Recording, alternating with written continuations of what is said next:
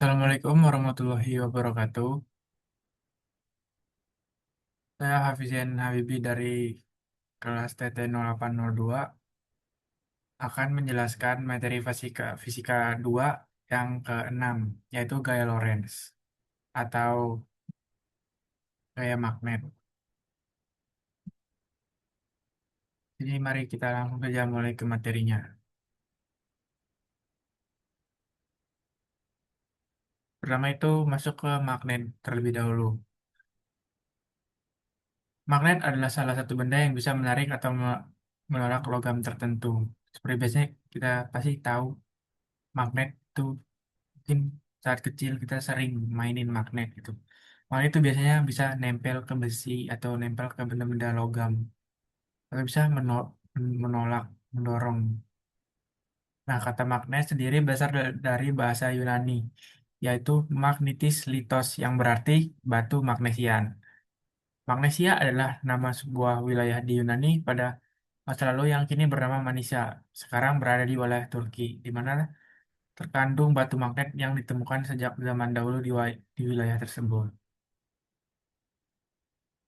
Nah, selanjutnya, jika sebuah kawat yang diletakkan vertikal di sekitar tumpukan serbuk besi, lalu diberi arus listrik, maka serbuk besi ini akan membentuk garis-garis konsentris dengan kawat sebagai pusatnya.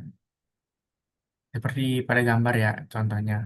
Jadi misalkan ada satu garis besi lurus yang nancep kayak gini, terus di sekitarnya tuh ada tumpukan serbuk besi. Nah, kalau kawatnya ini dialiri arus listrik, maka serbuk besi ini akan membentuk garis-garis konsentris dengan kawat ini sebagai pusatnya. Garis-garis ini menggambarkan bahwa di sekitar kawat tersebut ada medan magnet dan medan magnet diberi simbol B. Jadi, sini kita ketahui kalau arus listrik itu bisa menghasilkan medan magnet ya. Medan magnet sendiri itu merupakan ruang magnet yang di dalamnya masih bisa dirasakan adanya gaya magnet. Ruang magnet yang di dalamnya masih bisa dirasakan adanya gaya magnet. Nah, perbedaan antara listrik dan magnet. Yang pertama dari gaya listrik sendiri. Gaya listrik itu bekerja searah atau berlawanan arah dengan medan listrik.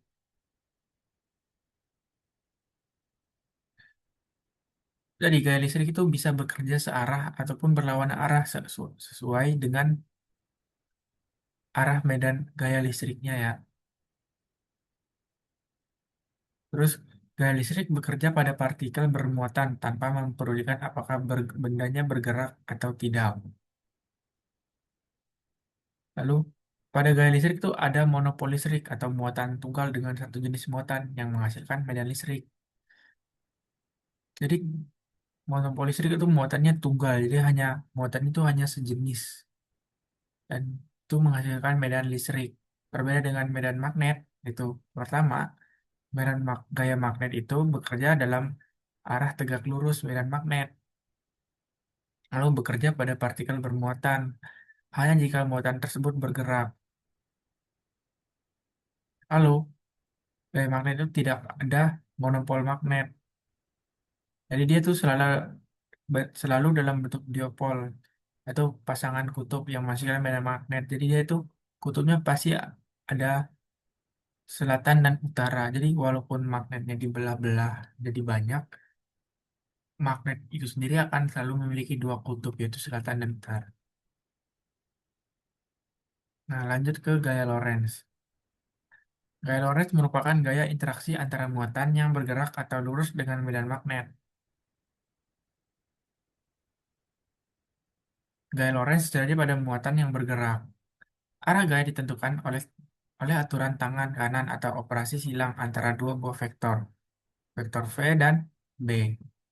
Dalam aplikasi gaya tersebut sering dipadukan dengan gaya listrik atau F9QE. Nah, ini gaya Lorentz. Contohnya, misalkan pada medan B hanya memiliki komponen pada sumbu X dan sumbu Y.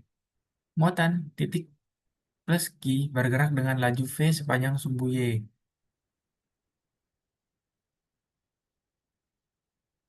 Ini ada medan B ya. Sini. Nah, sudut antara V dan B adalah theta. Ini sudutnya ini.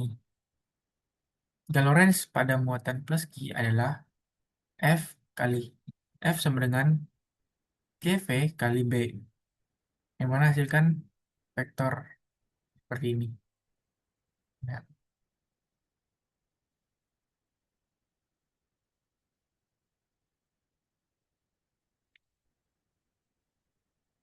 Nah, dia ada ilustrasi dari gaya Lorentz.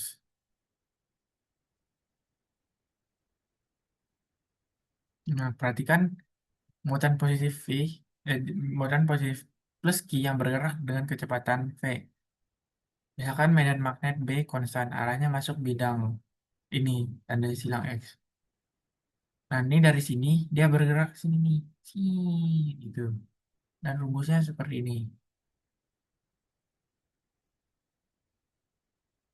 Nah, gaya Lorentz pada muatan yang berbeda.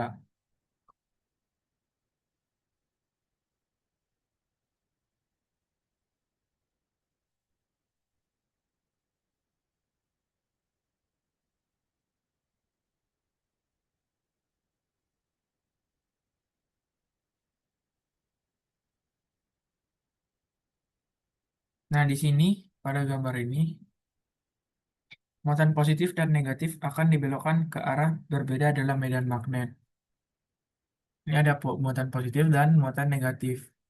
Nah, ini ada plat fotografi. Nah, saat dia melewati ini, itu akan dibelokkan ke arah yang berbeda dalam medan magnet. Itu medan magnet itu X-nya, X ini.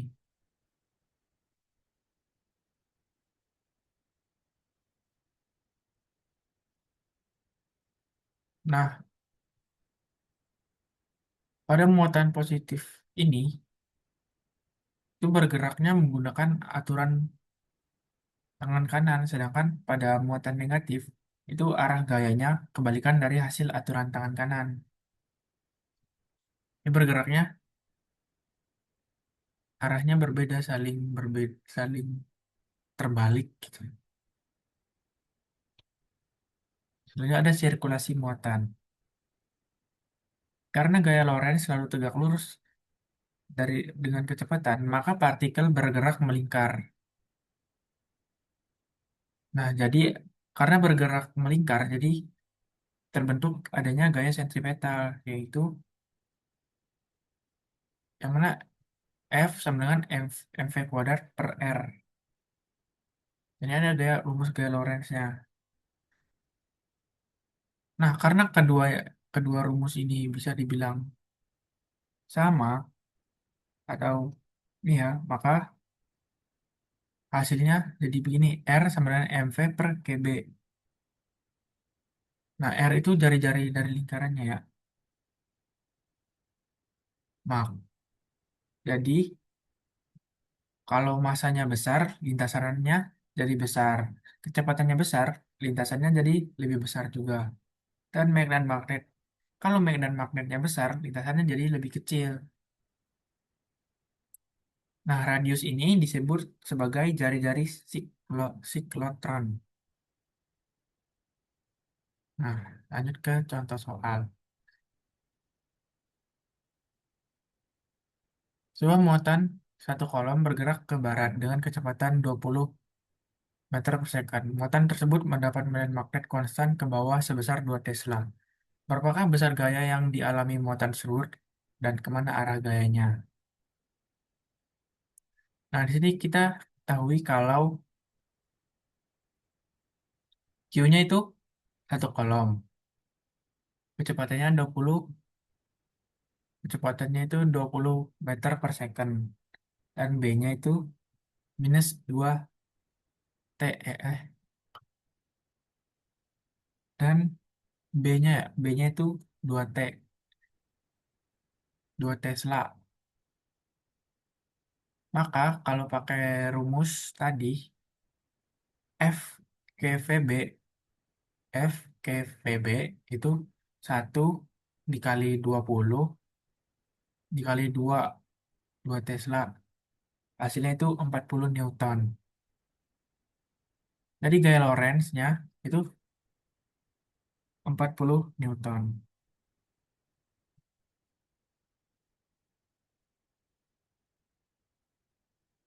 Ini ada perkalian silang vektor.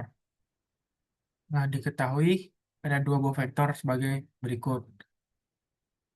B sama dengan 2i plus 3j dan V sama dengan 5i tambah 2j.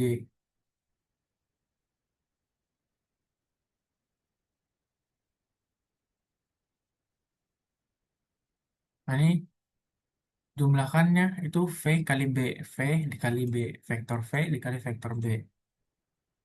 Ini. Yang mana hasil akhirnya itu 11K.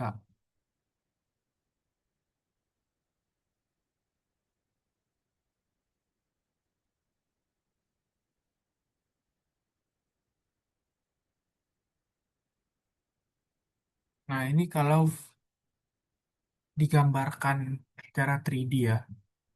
Ini secara 2D dan ini secara 3D. Yaitu perkalian silang. Seperti ini.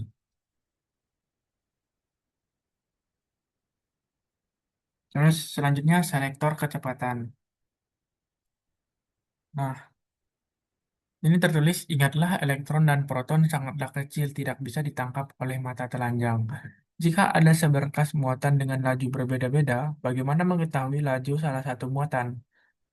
Nah, untuk mengetahui lajunya, kita dapat menggunakan prinsip pada sirkulasi muatan melalui jari-jari yang tertangkap pada plat fotografi. Akan tetapi, hal tersebut sangatlah sulit karena semakin banyak muatannya, semakin banyak jejak yang tertangkap pada plat fotografi, apalagi masa muatannya tidak kita ketahui. Untuk mengatasi hal tersebut, maka harus memiliki muatan dengan laju tertentu, di mana masa muatan dapat diabaikan.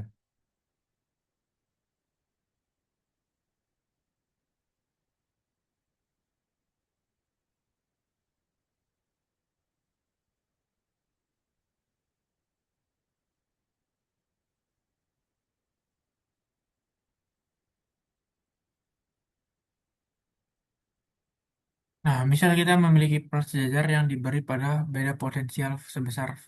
Medan listrik E sama dengan V per D ke arah bawah. Muatan tersebut akan membentur plat bagian bawah. Nah, perhatikan plat plus Q yang masuk ke daerah antar plat dengan laju V. Ini lajunya tuh V ke sini. Ini ada platnya nih.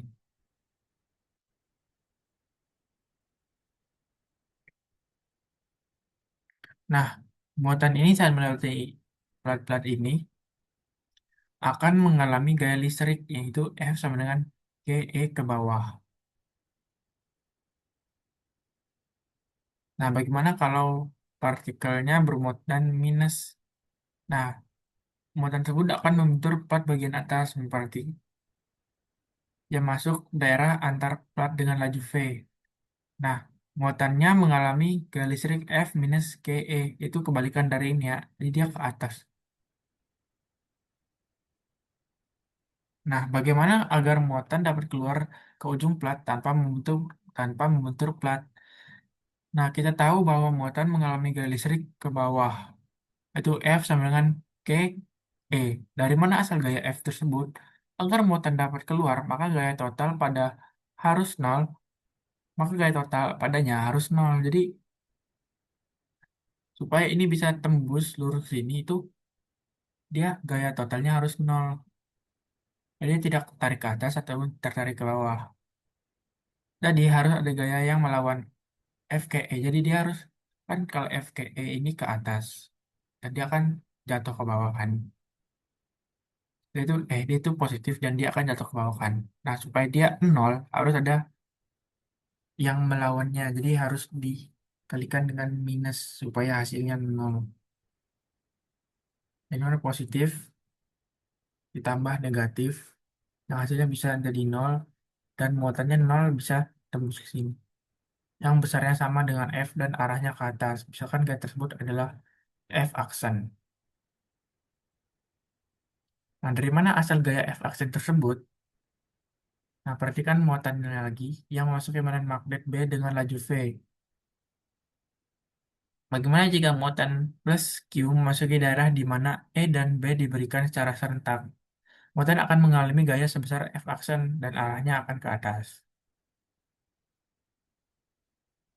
Bagaimana jika muatan plus Q memasuki daerah di mana E dan B diberikan secara serentak?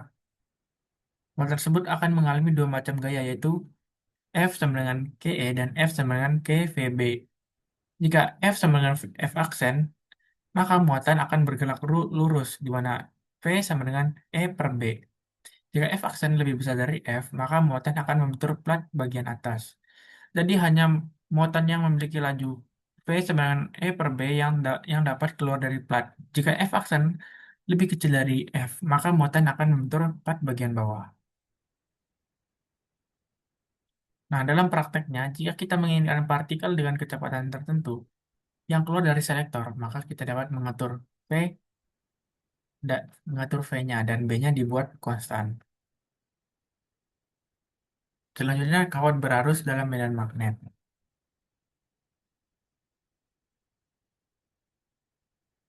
Nah, sebuah arus adalah kumpulan dari muatan-muatan yang bergerak. Karena sebuah medan magnet mengerahkan sebuah gaya ke samping pada sebuah muatan yang bergerak, maka diharapkan juga bahwa medan magnet tersebut akan mengerahkan juga sebuah gaya ke samping pada sebuah kawat yang mengangkut sebuah arus.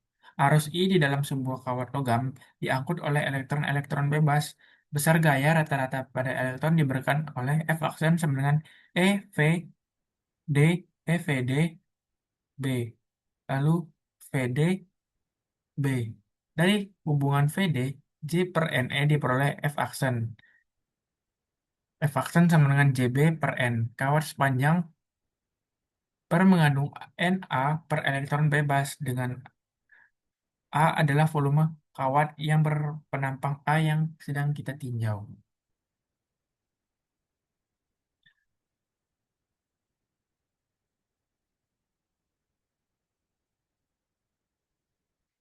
Hasilnya ada bentuk umumnya.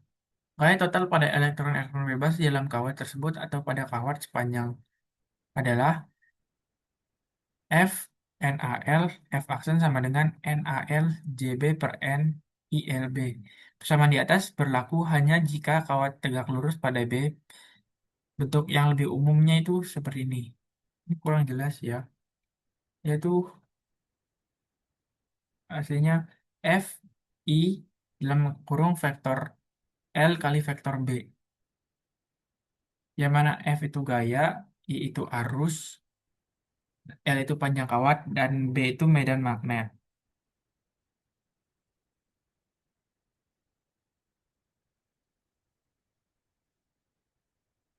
Nah, itu saja video pembahasan materi gaya Lorentz kali ini. Mohon maaf jika ada salah kata. Assalamualaikum warahmatullahi wabarakatuh.